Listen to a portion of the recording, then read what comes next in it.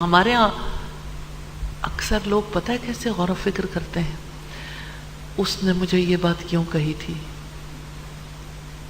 اور فیملی میں جو فلاں لوگ ہیں وہ میرے امیج کو بریک کر رہے ہیں،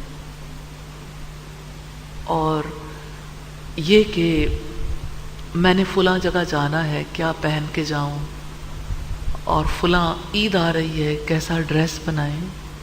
ایسا تو نہیں ہے کہ آپ اس پہ سوچ نہیں سکتے، لیکن آپ کا وقت بہت قیمتی، کیونکہ زندگی بہت چھوٹی سی ہے۔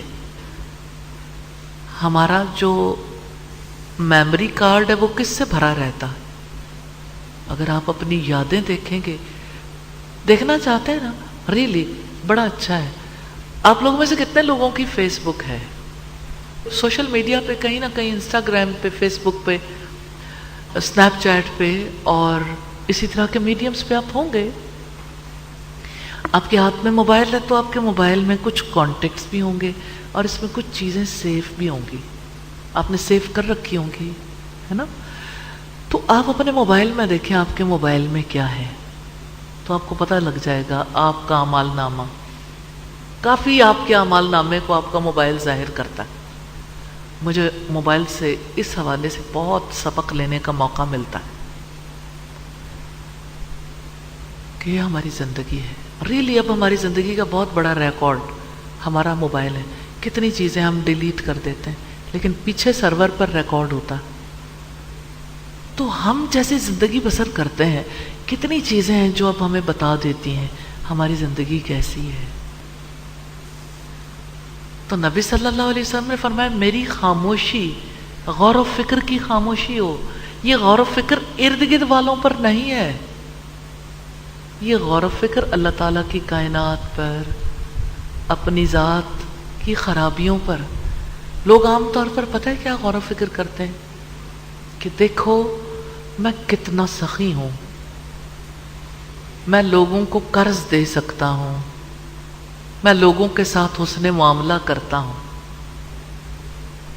لوگ عام طور پر یہ بات کرتے ہیں میرے اندر یہ خوبیاں ہیں، میرا خاندان ایسا ہے، پھر خاندان کی باتیں، اور اپنی تعریفوں کے پل باندھ دیتے ہیں۔ کسی کے اندر اتنا حوصلہ کم ہوتا ہے کہ وہ دوسروں کی تعریفیں سن سکے، اسی وجہ سے لیگ پولنگ ہوتی ہے۔